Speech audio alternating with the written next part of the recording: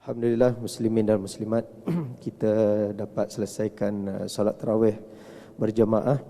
InsyaAllah malam ini kita akan teruskan dengan ceramah khas kita bersempena dengan nuzul Al-Quran yang akan berkisah berkaitan dengan kesihatan, terutamanya kesihatan jantung. Ada beberapa orang tanya saya, kenapa Ustaz pilih tajuk kesihatan dan berkait dengan jantung malam ini. Saya melihat begini, kita setiap hari Sabtu, setiap minggu kita belajar dengan Dr. Mohsin berkaitan dengan pembersihan jiwa. Dan pembersihan jiwa itu berkait dengan hati. Kan, bila orang tanya hati dekat mana? Ada siapa boleh tunjuk hati dekat mana? Biasanya kita akan tunjuk di sebelah kiri kita lah, jantung kita kan. Jadi jantung ini sangat berkait rapat dengan hati, dan jantung ini sangat penting, enjin yang penting dalam tubuh kita. Ada sebuah hadis Nabi Muhammad SAW menyebutkan, ala inna fil jasadi mudghah wa idza saluhat saluhan nasu kulluh wa idza fasadat fasadan nasu kulluh ala wahyal qalb. Ketahuilah bahawasanya di dalam jiwa manusia itu ada segumpal darah, mudghah. Sekiranya darah itu baik, maka akan baiklah keseluruhan badan, jasad. Sekiranya darah itu tidak baik, maka akan rosaklah seluruh jasad. Ala wahyal qalb, kata Nabi, ketahuilah ianya adalah qalb lah, jantung kita lah. Jadi di situ kita melihat bahawa dalam pengajian pembersihan jiwa, tazkiyatun nafs, membersihkan hati ini satu benda yang sangat penting. Kita nak mencapai, nak mengenal Allah Subhanahu Wa Taala melalui pembersihan hati. Dan dalam masa yang sama kita tahu bahawa kesihatan fizikal kita juga banyak bergantung kepada jantung kita yang banyak mengepam darah ke sana sini. Jadi kalau almarhum Ustaz Ismail Kamus kata, kalau kita tidur, dia hidup, dia jalan. Kalau kita tidur, dia jalan. Tapi kalau dia jalan, habislah kita. Itulah muslimin dan muslimat, insya-Allah saya mempersilakan tetamu kita pada malam ini, Al-Fadil Profesor Dr. Zamrin Dimon, untuk kehadapan dan berkongsi dengan kita berkaitan dengan tajuk yang kita berikan pada malam ini, insya-Allah. Untuk makluman hadirin muslimin dan muslimat, Profesor Dr. Zamrin merupakan pakar bedah jantung, cardiothoracic surgeon. Pernah datang ke masjid kita kali pertama, saya ingat 2 tahun lepas, cerita pasal pembedahan jantung. Dan pada malam ini akan berkongsi dengan kita lah, dan juga merupakan dekan Fakulti Perubatan Universiti Teknologi Mara UiTM. Silakan Prof.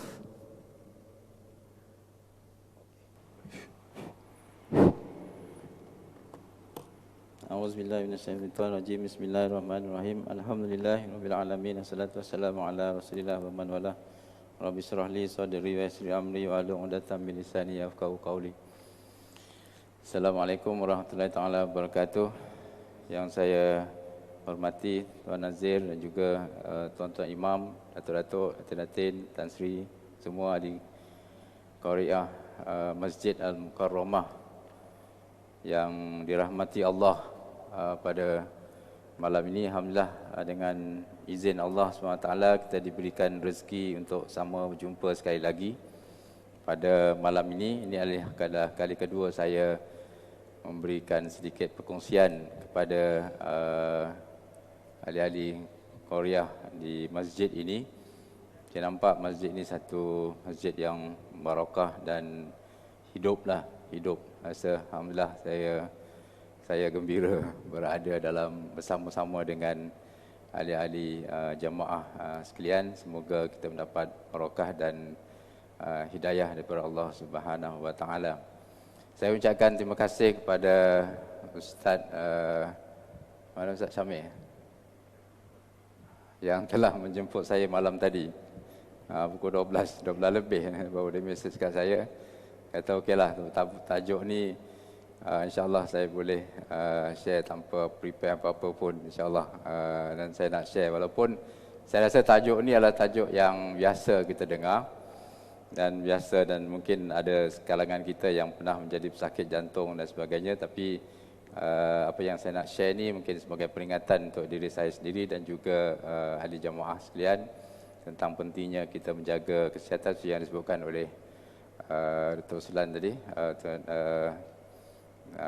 Tuan Nazir kita, insyaAllah, dan mungkin apa yang saya sebut ni pernah biasa kita dengar, dan saya minta maaf kalau tidak kesampaian daripada awal lagi, tapi saya akan cuba untuk mengulas dalam masa yang singkat ini, dan saya minta maaf sebab malam pun hari ini adalah malam yang ke-17 dan insyaAllah besok kita cuti nuzul Quran. Dan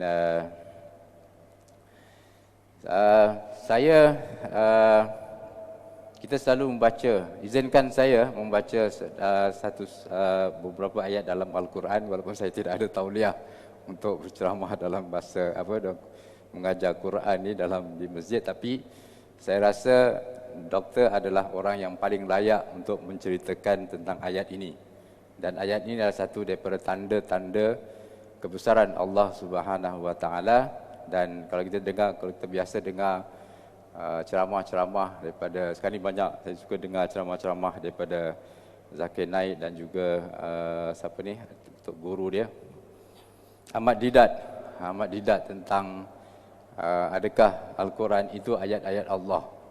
Ini adalah salah satu tanda bahawa Al-Quran itu adalah bukti sesungguhnya Al-Quran itu adalah ayat-ayat Allah yang diturunkan oleh Allah kepada Nabi Muhammad sallallahu alaihi wasallam, seorang yang ummi, yang tidak sekolah, tidak tahu membaca, tapi boleh mengulas ataupun memberikan ayat-ayat ini.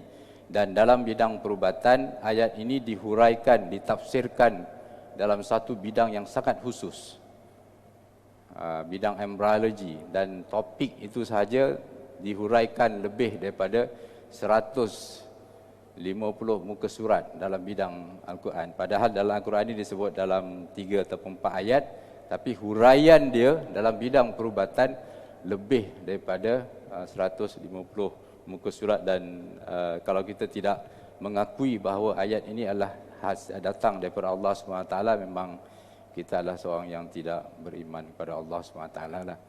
Dan sebenarnya ayat ini adalah dalam surah Al-Mu'minun, dan alhamdulillah malam ni adalah malam nuzul Quran, sebenarnya dengan turunnya Al-Quran itu pada malam 17 Ramadan. Jadi Al-Mu'minun ini, dan kena dengan tajuk yang diberikan kepada saya rasa saya nak share sedikit, dan biasa kita dengar ayat ini sebenarnya.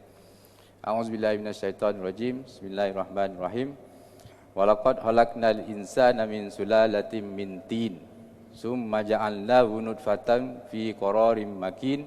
Summa khalaqnan nutfata 'alaqatan wa khalaqnal 'alaqata mudghatan fa khalaqnal mudghata idhaman fa kasawnal idhama lahman summa ansa'nahu khalqan akhar fatabarakallahu ahsanul khaliqin.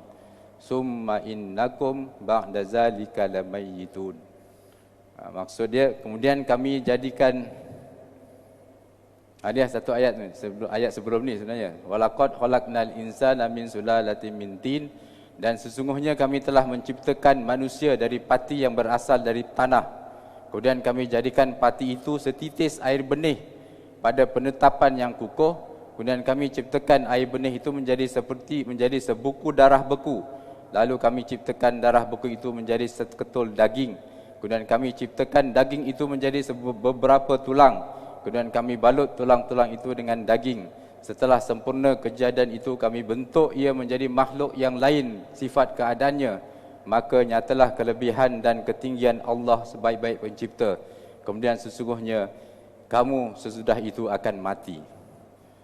Jadi dalam konteks mati itu, dalam konteks jantung, dalam definisi medikal ni, mati itu adalah bila jantung berhenti.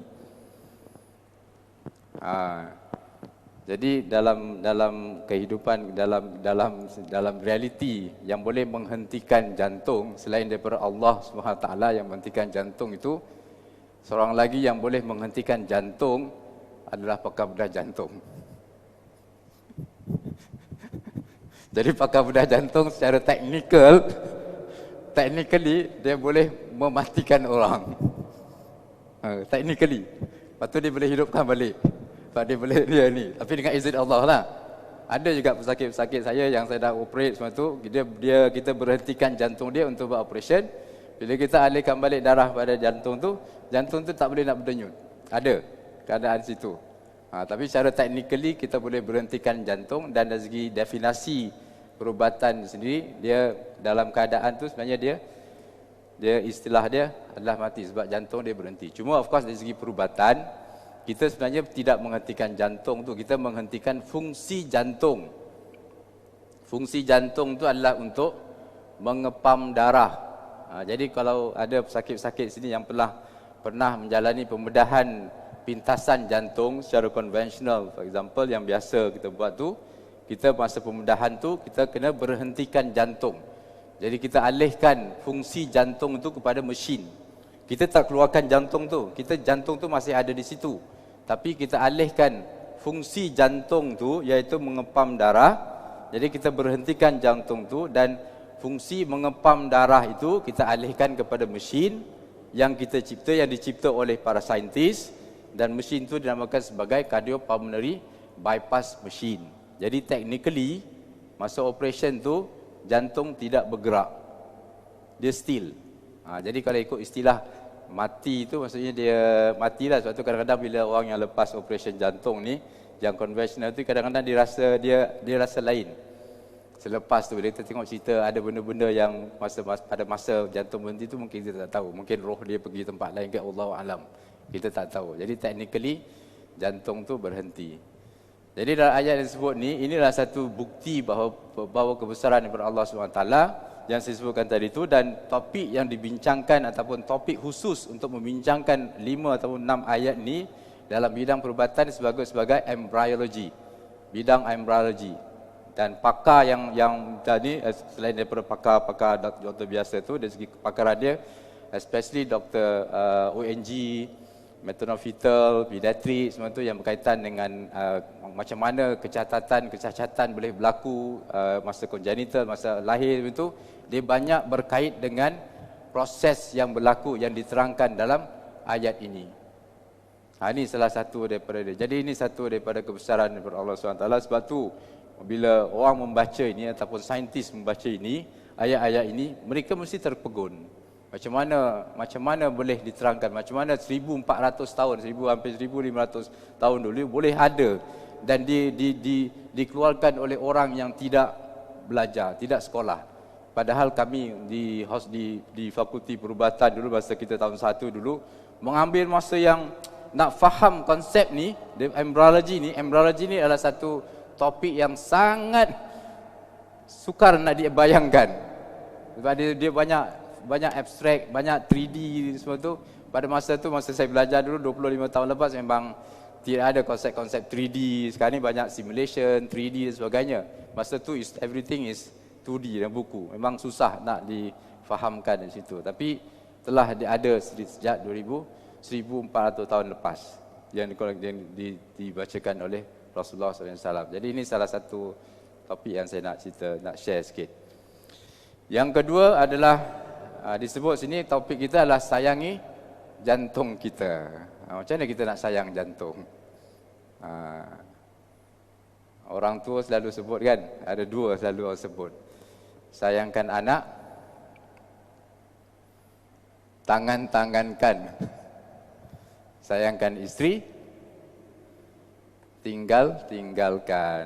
Sayang isteri bukan duduk berkepit je dengan isteri, lama-lama boring. Dia kena tinggal. Dia pergi kerja, balik, tinggal, malam, balik keluar, lepas tu tinggalkan. Sayangkan anak, kita kena tangankan dia, kena tegur dia dengan kataan dan juga dengan dengan pukul dia kalau perlu. Rasulullah SAW pun sebutkan, pukul anak kalau tak solat umur setentan dan rotan, nasihat baru rotan umur 10 tahun kan, ada dia punya ni kan. So tangankan. So macam mana kita nak sayangkan jantung? Sayangi jantung kita. So yang saya sebut tadi tu kan, jantung fungsi dia adalah untuk mengepam darah.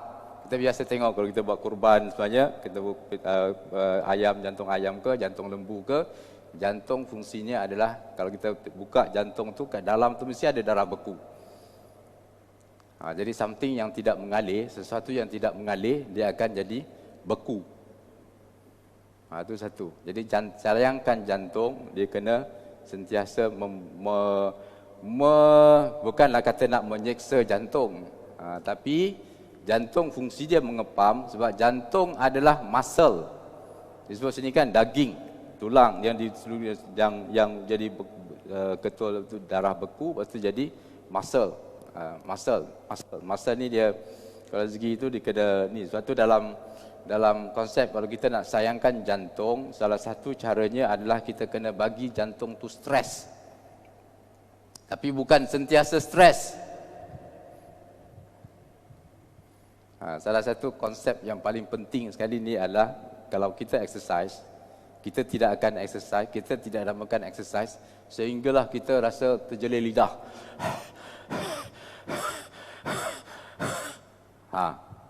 Jadi kalau kita exercise, kita kena exercise sehingga ke tahap itu. Maksudnya jantung dup dup dup dup dup dup dup dup dup. Ada satu formula yang sangat penting yang kita perlu tahu adalah 220 tolak dengan umur kita. Itu apa tu? 220 tolak dengan umur kita adalah tahap maksima, heart maksima degupan jantung kita. The target heart rate untuk setiap daripada kita.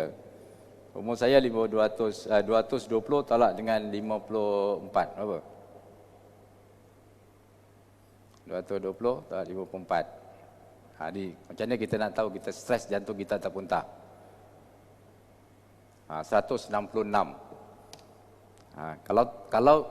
Kalau heart rate saya mencapai 166, masa saya tak kira lah saya naik tangga ke, nak berlari ke, ataupun buat apa-apa exercise itu, jantung heart rate saya naik kepada 166, pada masa itu secara automatik, bukan setakat mungkin masa tu dah collapse dah.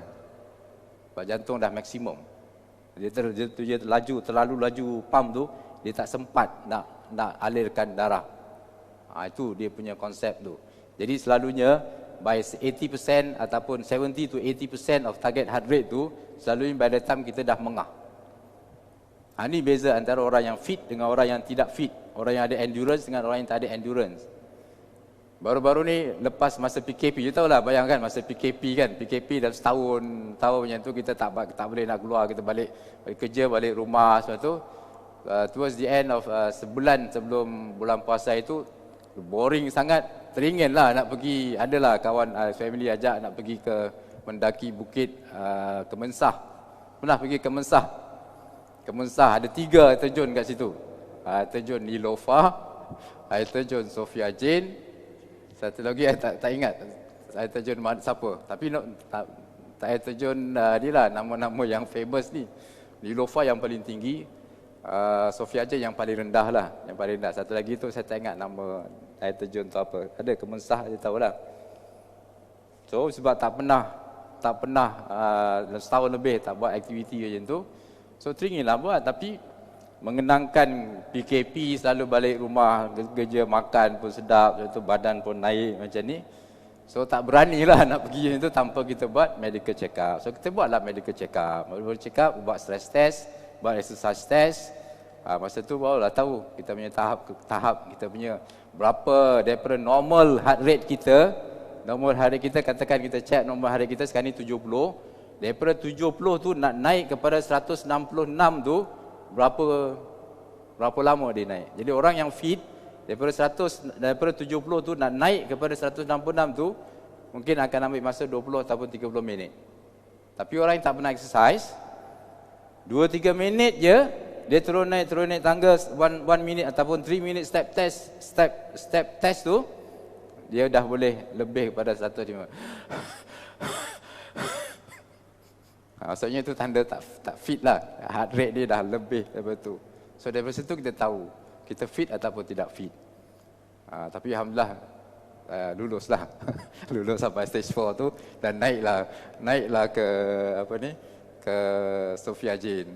Jadi insyaAllah lepas raya ni adalah teringin pula dah pergi Sophia Jane, naklah pula ke Nilofa pula lepas Lepas tu ada lagi yang kita nak ni. So adalah dia punya tu. Jadi di satu indikator macam mana kita nak sayang jantung kita. Kita kena streskan jantung kita. Ada masa kita terus stres. Jangan, kalau ada setengah-setengah pesakit yang datang saya, dia aktif main jogging semua tu.